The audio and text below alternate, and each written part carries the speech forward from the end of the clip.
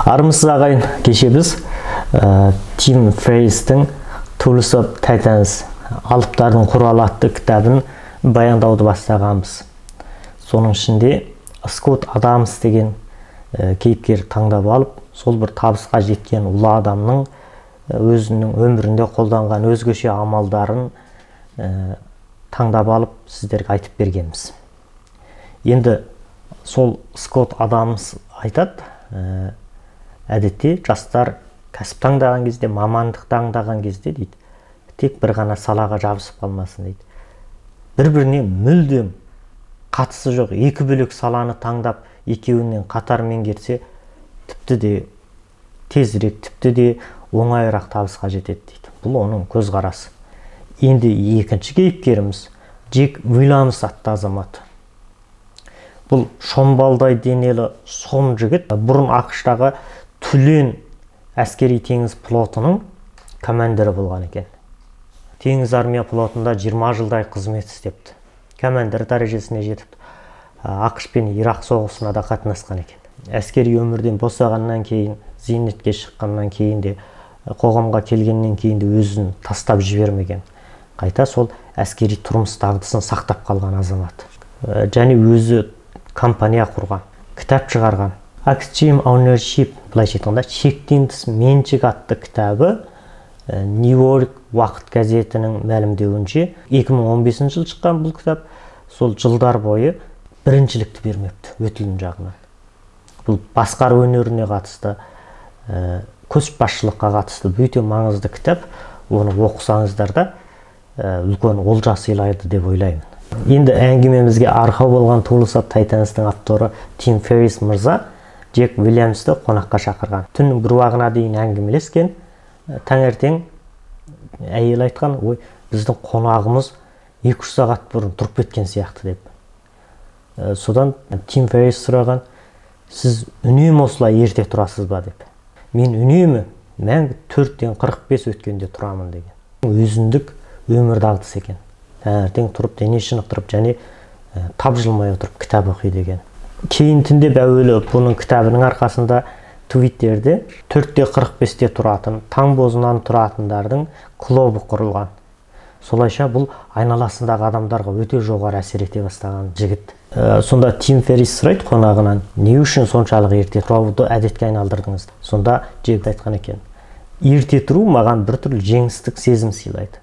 Ол бір күндегі бірінші реткі нәпсіні жеңуім дейді. Нәпсіні жеңе білген адам ғана жауды жеңеді дейді. Адамда бір жауынгерлік қуат болу үшін үнемі жасанған жау тап беретіндей дайындықта жүру керек дейді. Рухани дайындық, ішкі жан дүние дайындық өте мығым болу керек жігіттердің дейді. Егер жігіттеріміздің барлығы осындай дайындықта жүрсе, бірінші рет өзінің нәпсісін жеңіп тұрса, онда оны ешкім бағындыра алмайды дейді. Нағыз еркіндік өзін меңгеруден келеді дейді адамның. Адамның өзін меңгере алмаған кезде, келсе келмес ойынға беріліп, құмарға беріліп, келсе келмес ұйқыға беріліп, тұрмыс ритмі қалаймақан болған кезде, оның өмірінде мән мағына мен көңілділік және нысана болмайды дейді. Өте тура айтылған сөз деп ойлаймын. Өзін меңгеру адамға ең үлкен еркіндік сыйлайды дейді. Адамның ең үлкен бақыты өзін меңгеруінде жатады дейді. Ол еркіндіктер қайсы дейді? Адамда болуға тиісті нағыз еркіндік ол қаржылық еркіндік. Нағыз еркіндік ол кранның қиятағыны қағып алатыны сияқты бір қуат, мықтылық, сондай дене қуаты, мығымдық, соның бәрі бар болатын денсаулық еркіндік. Аурухананы жағаламайтын, ешкімнің қас-қабағына қарамайтын, біреуге жалынып тіршілік көрмейтін, өзінде мығым қуат бар болса, ол нағыз еркіндік дейді. Ол еркіндікке жету үшін адам өзін-өзі меңгеру керек дейді. Өзін-өзі меңгермей уақытын ысыраптап шашып төккен адамда, нәпсіге жеңдірген адамда өзін, ондай еркіндіктер жоқ болады дейді. Керісінше, кейбір адам нағыз еркіндік деген күні кешке дейін ұйықтау деп ойлайды, бірақ ол ұтыла береді, құрғала береді, білімнен, денсаулықтан бәрінен айырыла береді, уақыттан айырыла береді. Соңында жаңа басқаның қабағына жаутаңдайтын біртүрлі еркіндіксіз өмірге қадам баса береді дейді Джек. Өмірдің ғанибеті дейді, күні кешке дейін ұйықтау емес, бізде айтқанда қазы-қартамен жал-жаяны жеп, қозғалмай жата беру емес дейді. Өйткен сайын адамның көретін ғанибет азая береді дейді. Нағыз ғанибет дегеніміз ауру сырқау мен кедейліктен алыс болу дейді. Ол үшін өзіңізді жауынгерше мықты ұстаңыз дейді. Жауынгерлік қуат болғанда ғана адамда соларды жеңетін мүмкіндік болады дейді. Бұл қандай керемет ұсыныс. Бұл әр күні 4-те 45-те тұрып, сондай өзінің қатаң режимінде, қатаң тәртібінде өмірін өткізіп жатыр. Бұл сияқты өте көптеген табысқа жеткен адамдардың тәртібіне қарасаңыз, өзіне қоятын талап өте жоғары. Бұл да бір табысқа жетудегі өте маңызды принцип деп бағалауымызға болады. Ал Джек Уиллинг айтады, көп адамдар талап қойғыш дейді. Мысалы, бұлардың кезіндегі теңіз армия флотында түрлі командирлерді түрлі жерлерге баруға бұйрық беріледі. Сол кезде көп командирлер жоғарыға біздің әскерлердің етігі дұрыс емес, біз барған жерде Wi-Fi сигналы болу керек, біз барған жерде мынадай деген сияқты үнемі шарттар қояды екен, талаптар қояды екен. Содан кейін ол талаптардың бәрі орындала бермегенсін жоғарыға наразы болып жүреді екен. Джек Уиллинг бәріне де біз сақадай дайынбыз деген ғана жауап береді екен. Бірақ Джек Уиллинг талап қойса, дереу оны жоғары қабыл алып орындайды екен. Сонда басқа командирлар сұрайды Джек Уиллингтен, не үшін жоғары жақ сенің талабыңды ғана орындай береді? Сен бір талап айтсаң да орындайды. Біз 100 талап айтсақ, соның 90 орындалмай қалады. Не үшін дегенде, өйткені сендер талапты көп қоясыңдар деген екен. Талапты өзіңе қой деп, өзіңе қой. Мүмкін болмай қалса ғана басқаға қой деген. Осындай ұстаныммен жүргендіктен ол әрине ең үздік командир болған. Сосын Джек Уиллинг өте сыйлы командир болған. Оның қол астындағылар оны өмір бойы сыйлап, күні бүгінге дейін аман сәлемін үзбеген. Не үшін дегенде, ол қашанда сыпайыгершіліктен, үйренуден алыстамаған. Командир болған соң көп адамдар үйренуін тоқтата салады. Мен жеткен жерім осы екенде, біраз мәнсапқа, дәрежеге жеткеннен кейін, біраз байлыққа жеткеннен кейін көп адамдар тоқтап қалады. Немесе біреулерге менің мінезім осы, қайт дейсің деген талап қояды. Мен бір осындай адаммын, не қыл дейсің? Менің мінезім осы дейді. Бірақ Джек Уиллинг ондай қатып қалуға, ондай өзін тоқтатып тастауға, өзін солай бағалап алуға өте қарсы.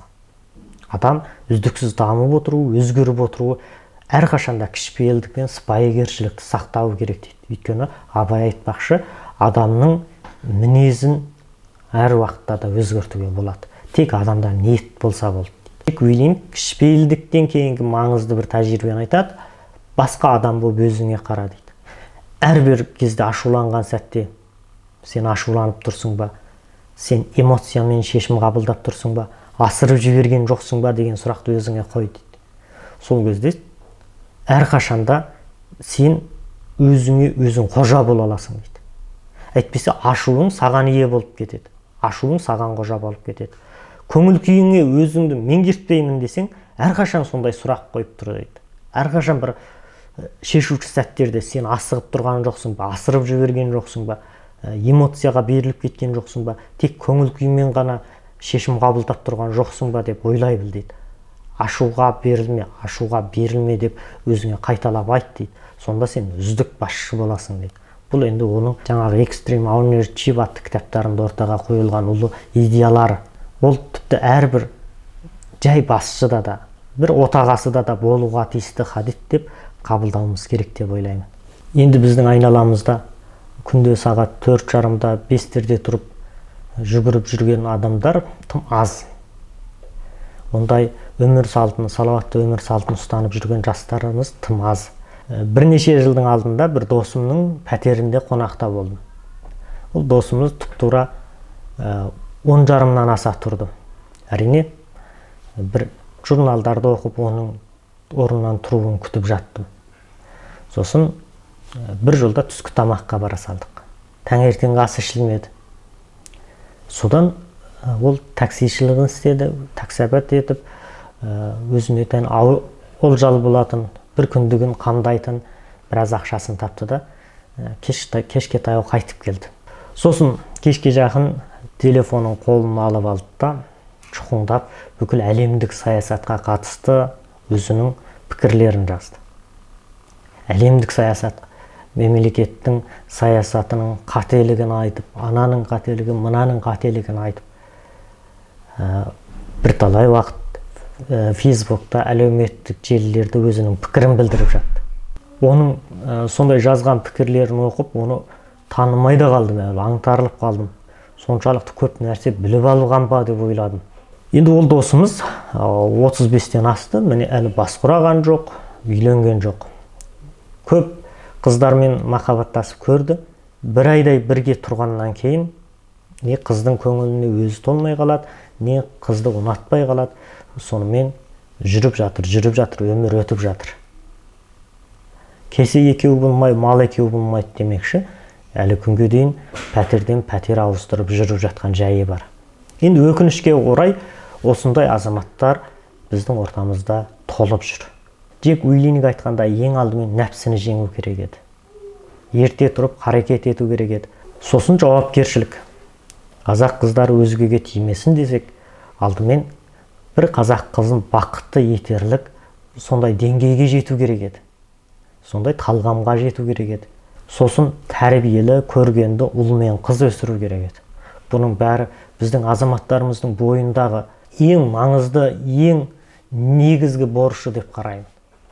Ал осының барлығын орындамай тұрып, әлемдік саясатқа араласу қай теңіміз? Олар бізді тыңдап жатыр ма өлі? Кейде осындай әлемге танымал тұлғалардың нақыл сөздерін, жазған кітаптарын, қорытқан ойларын қабылдай келе, тыңдай келе, өзіміздің де маңайымызға көз жүгіртіп өтетін жайымыз бар. Артық кетіп жатсам айып етпеңіздер. Бізде осындай қатарымыз көп болса, өз нәпсісін жеңген алдымен, сосын бүкіл елге көшбасшы болатын азаматтарымыз көп болса деген тілектен туып жатыр. Джек Уилинг сияқты денсаулықты, кітапты қатар бағалайтын, жігітін қайсы десе мынау дейтіндей біздің азаматтарымыздың да қатары молая түседі деп ойлаймын. Әрине, жаудан бұрын нәпсіні жеңу маңызды. Сонымен бүгінгі ой қорытуым осыншалық деңгейде. Кітап баянымызды біз жалғастыра береміз. Жалғасты мазмұндарын өткізіп алмаймын десеңіз, біздің YouTube каналымызға жазылыңыз. Мен өзім жақсы деп бағалаған, өзімнің білім қабілетім жеткен сапалы мазмұндарды үнемі сіздермен ортақтасып тұратын боламын. Сіздермен ой ортақтасқан Ықылас Оразбайұлы.